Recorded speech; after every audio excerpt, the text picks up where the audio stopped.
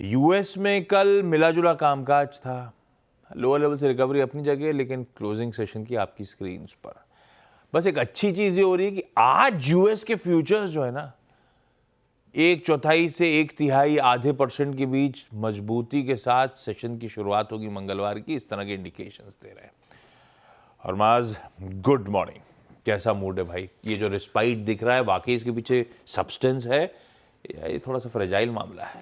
उम्मीद तो यही होगी, गुड मॉर्निंग आशीष, कि सस्टेनेबल रहे बिल्कुल लोअर लेवल से। और आपको भारतीय बाज़ारों के लिए भी पिछले मंगलवार को भी एक बाउंस आया था, मगर वो एक अनकन्विंसिंग बाउंस था और फिर हम बाकी के हफ्ते गिरते चले गए थे। मगर और कुछ ऐसा ही हाल यूएस के बाज़ारों का भी रहा कल, क्योंकि लोअर लेवल से रिकवरी आई।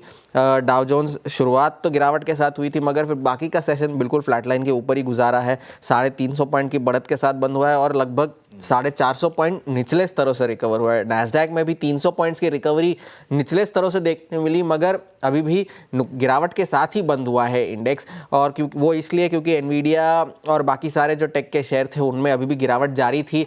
वो भी इसलिए क्योंकि वो टेक के बाहर से जो रोटेशन चल रहा है back to old economy names, वहाँ उस वजह से नैस्डैक में थोड़ा सा दबाव हमें देखने मिला। और मगर एक अच्छी बात ये थी कि तीनों जो इंडिसेस है वो तीनों दिन के सबसे ऊंचे स्तर पर बंद हुए, डेज हाई पर बंद हुए। ये एक पॉजिटिव बात यूएस के सेशन से आई। वो इसलिए भी आई क्योंकि डॉलर में कल गिरावट देखने मिली। डॉलर इंडेक्स जिसने 110 का आंकड़ा छुआ था कल, 110.2 का आंकड़ा छुआ था, वो अब गिरकर फिर से 109, 109 के स्तर पर फिर से आ चुका है। और गिरावट डॉलर में इसलिए आई क्योंकि ब्लूमबर्ग न्यूज़ से एक खबर आई थी कि डोनाल्ड ट्रंप की आने वाली टीम जो है, इकोनॉमिक टीम, वो ग्रेजुअली टैरिफ्स इम्पोज करेंगी, ना कि एक साथ सारे टैरिफ्स जो है वो लगा देंगी। ये खबर आपको बता दूं कि पहले भी आ चुकी है और वॉशिंगटन पोस्ट ने ये खबर की थी पिछले हफ्ते, और इसका डोनाल्ड ट्रंप और उनकी टीम दोनों ने खंडन किया था कि ऐसा कोई हमारा इरादा नहीं है। तो इस खबर को भी आप एक पिंच ऑफ सॉल्ट के साथ ही ले तो बेहतर होगा। अब 10 साल की यील्ड में भी अभी भी 4.8% के आसपास बनी हुई है। तो अब ऐसा क्या हो कि ये जो बेरिश मोमेंटम चल रही है वॉल स्ट्रीट पर वो ख़त्म हो। एनालिस्ट ने भी काफ़ी सारे ये कह रहे हैं कि आज और कल जो महंगाई के आंकड़े आएंगे, आज वहाँ यूएस में थोक महंगाई के आंकड़े आएंगे होलसेल के, कल रिटेल के आंकड़े आएंगे, वो अगर अनुमान से बेहतर रहे, ठंडे रहे, कम रहे, वो एक अच्छा संकेत होगा बाज़ार के लिए। अर्निंग सीज़न की शुरुआत जो होगी बुधवार गुरुवार से, वो अच्छी हो, वहाँ पर वो एक अच्छा संकेत होगा।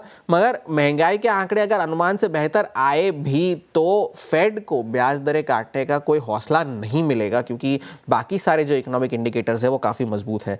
अब जो अर्निंग सीज़न आने वाली है उसमें क्या देखा जाए, अर्निंग सीज़न की शुरुआत से पहले ही काफ़ी सारे एनालिस्ट ने अपने अनुमानों को कट किया है और बहुत सिग्निफिकेंटली कट किया है। ये बहुत सारे रिपोर्ट्स वहाँ के कह रहे हैं।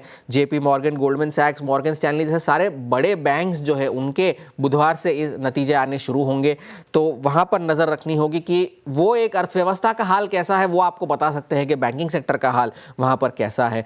अर्निंग्स के जो अभी भी कटने के बाद भी जो अनुमान है वो वर्डेंस कैपिटल के मुताबिक वो अभी भी कम है। वो इसलिए क्योंकि ऑप्टिमिस्टिक है, क्योंकि उनका कहना है कि जो अर्थव्यवस्था है वो थोड़ी सी स्लो डाउन होगी 2025 में, तो उसका नतीजा भी अर्निंग्स पे देखने मिलेगा।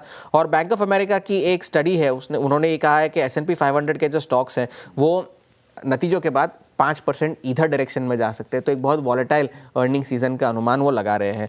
HSBC ने भी ये कहा है कि सेंटिमेंट और पोजीशनिंग जो इस वक्त है वो अभी भी एक माइल्ड बाय सिग्नल दे रहा है। वो माइल्ड बाय का डेफिनेशन क्या है वो तो वही जाने, मगर सिग्नल दे रहा है। और बैड न्यूज़ इस वक्त गुड न्यूज़ होगी, खरीदारी के मौके होंगे। तो एक राहत आपको स्क्रीन पर दिख रही है। हैंडओवर तो राहत भरा है, मैं ये नहीं कह सकता कि रिवर्सल है, मगर राहत है, रिस्पाइट है, राहत है। स्क्रीन पे देखते हैं कितना टिक पाते हैं। जरूरी भी थी थोड़ी बहुत रिस्पाइट।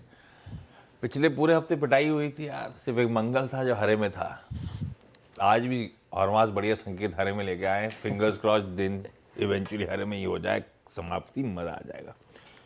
पर वीरू से जान लें अप्रोच क्या रखना है भाई साहब।